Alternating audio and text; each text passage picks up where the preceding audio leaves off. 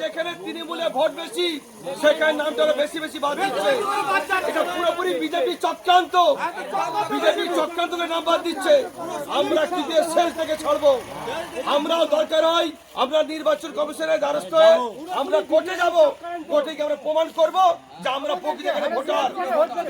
আমরা ভোটে আমরা এত সহজে ছেড়ে দেবো না, কারণ নির্বাচন কমিশনকে আমরা প্রশ্ন করতে চাই, কারণ এরা বারবার যেখানে তৃণমূলের ভোট বেশি সেখানে চক্রান্ত করে ভোট কাটা হচ্ছে, চক্রান্ত করে ভোট কাটছে। আমরা কারোর মধ্যে সে কথা বলবো না। দেখো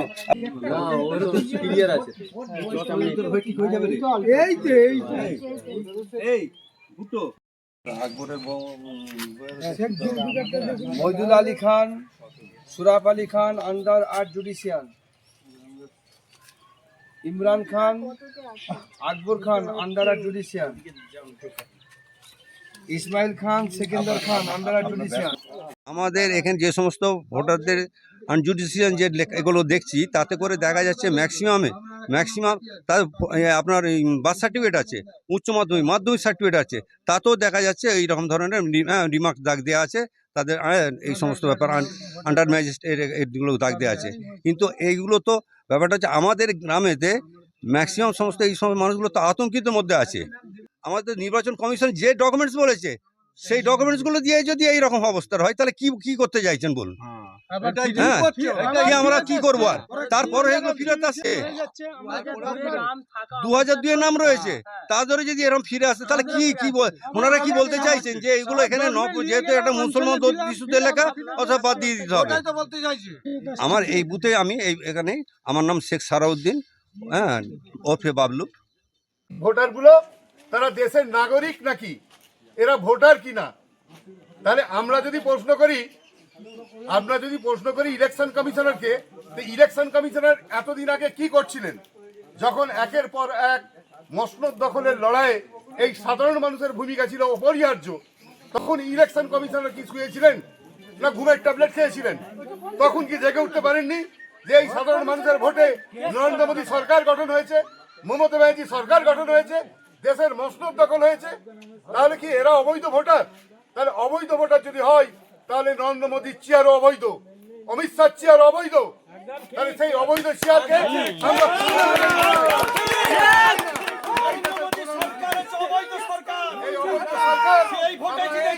এই অবৈধ ইলেকশন কমিশনারকে ধিক্কার জানাই, যাতে করে এই ইলেকশন কমিশনার যত তাড়াতাড়ি সম্ভব ভারতবর্ষের মাটি থেকে অপসারিত হয় এবং নিজের পদ থেকে পদত্যাগ করে ভারতবর্ষের মানুষকে মুক্তি দান করে। আর একটা কথা বলবো, যারা এই কথা বলে রাজনীতি করে পশ্চিমবাংলার বুকে তথা ভারতবর্ষে, হিন্দু ক্ষেত্রে মে এতদিন ছিল না।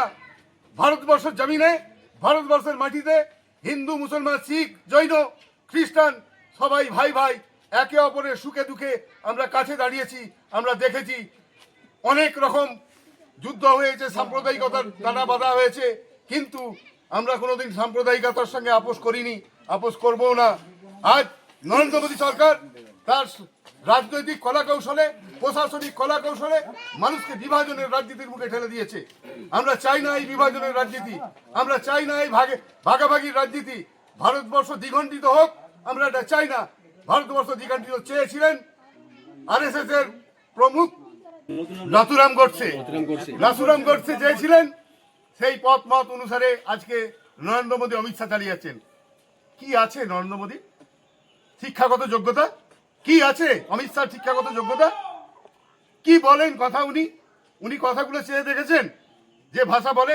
উনি তো ক্ষমতার বলে উনি তো আদানি আম্বানির টাকার বলে কথা বলে। উনি দেশের সম্পদকে আদানি আম্বানির হাতে তুলে দিয়ে সেখান থেকে কাটমানিগুলো খাচ্ছে এবং সাধারণ মানুষের উপর একের পর এক ট্যাক্সের বোঝা চাপিয়ে দিচ্ছে। এরপর মানুষ যদি রিমুভ করে, সেই জন্য একের পর এক কখনো নোটবন্দি, কখনো করোনা ভ্যাকসিন লাইনে দাঁড় করিয়ে দেওয়া হয়, মানুষ সেখানে মৃত্যু মিছিলে পরিণত হয়।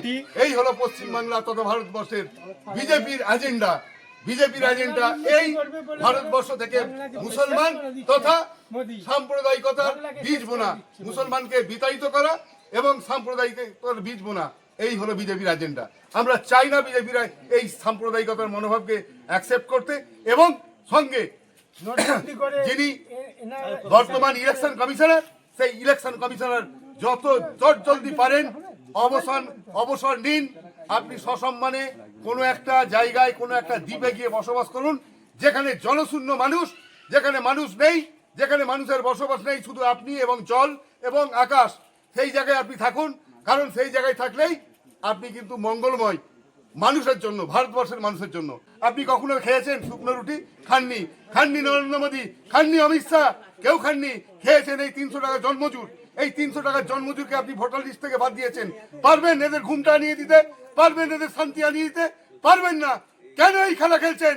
বেরিয়ে যান, অধিকার নেই আপনাদের এই ভারতবর্ষের জমিনে থাকার। বেরিয়ে যান। এটা গান্ধীজির দেশ, এটা মৌলানা আবুল কালাম আজাদের দেশ, এটা নেতাজি সুভাষচন্দ্র বসুর দেশ। এটা আপনার দেশ না। আপনি স্বাধীনতা সংগ্রাম করেননি। স্বাধীনতা সংগ্রামে আপনার কোনো ভূমিকা ছিল না। এই স্বাধীন দেশকে পরাধীনতার শিকারে বেঁধে দেবেন না। এখানে ছিল গান্ধী, এখানে ছিল রবীন্দ্রনাথ ঠাকুর, এখানে ছিল আপনার কাজী নজরুল ইসলাম। তারা বেঁধে গিয়েছিল ভারতবর্ষের সাম্প্রদায়িকতা ঐতিহ্যকে। এখানে সাম্প্রদায়িকতা ছিল না। এখানে ছিল শুধু সাংস্কৃতিক অনুষ্ঠানের মাধ্যমে একে অপরের সঙ্গে মেলবন্ধনের বন্ধন, যার বিনিময়ে তৈরি করে গিয়েছিলেন রাখি বন্ধন, যার পরিবর্তে তৈরি করে দিয়ে গেছিলেন হোলি। যে হোলিটাকে এখন ধর্মীয়ভাবে দেখা হয়, যে রাখি বন্ধনটাকে ধর্মীয়ভাবে দেখা হয়, এটা কিন্তু কোনো ধর্মীয় উৎসব না। এটা ছিল উৎসব, মেলবন্ধনের উৎসব। আপনার নাম? আমার নাম রাকিবুল খান, হাটুরিয়া 2 নম্বর গ্রাম পঞ্চায়েতের 2 নম্বর সংসদের আমি একজন সাধারণ কর্মী, সাধারণ মানুষ, সাধারণ ভোটার।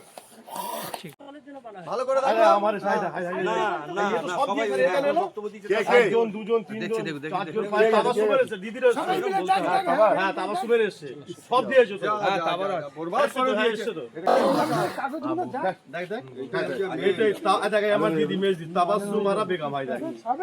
তোমার নাম আছে, মুস্তাফা হোসেন খান নাম আছে। তোমার নাম আছে?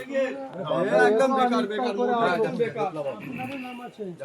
আমরা কিন্তু এইভাবে যে আমাদের বাদ দিচ্ছে, এইভাবে কিন্তু আমরা কোনো মতে এটা মেনে নিতে পারবো না।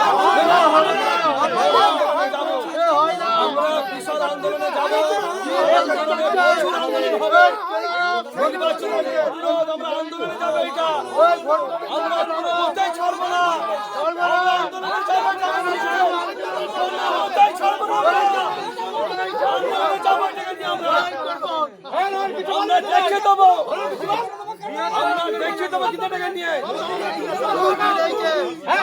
আমরা ছাড়বো না কোনো মতে এটাকে নিয়ে। আমাদের ইচ্ছাকে নাম বাদ দেওয়া হচ্ছে, আমাদের প্ল্যান করে নাম বাদ দেওয়া হচ্ছে। আমরা এটাকে কোনো মতেই সমর্থন করবো না।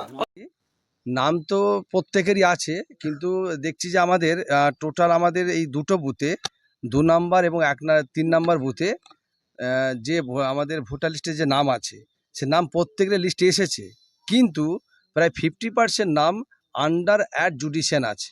অথচ যেগুলো দেখছি যে বিশেষ করে আমার নাম হচ্ছে কি, আমি 2002 আমার নাম ছিল, 2002-এ যা নামের বানান ছিল 2025-এ ঠিক সেম নাম বানান ছিল।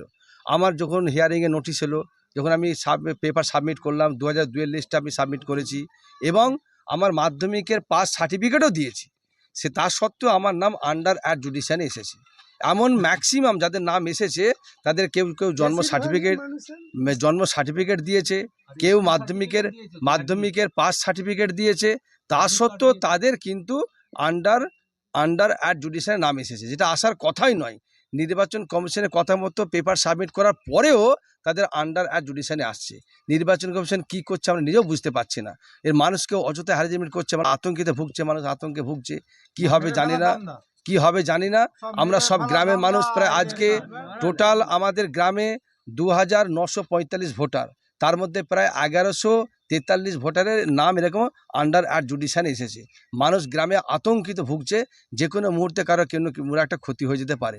আমরা বুঝতেই পারছি না যে আগামী দিনে কি হবে, আমাদের নাম আদৌ থাকবে কি থাকবে না। অথচ আমাদের নির্বাচন কমিশনের চাওয়া যে ডকুমেন্ট আমরা টোটালটা এসে সাবমিট করেছি, তারপরেও দেখছি আমাদের এরকম দুর্নীতি, এরকম অবস্থা দেখতে হচ্ছে। নির্বাচন কমিশন কি করতে চাইছে আমরা নিজেও বুঝতে পারছি না আমরা। আমার নাম চেঙ্গিস খান। আমি এলাকারই একজন ভোটার এবং আমার নামও এই লিস্টে এসেছে এবং আমিও খুব আতঙ্কিত ভোগ করছি আর কি।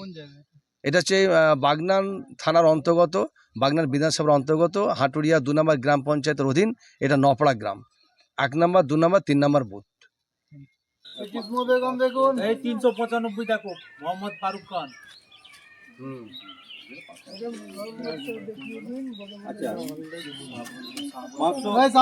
খুঁজে দেখো।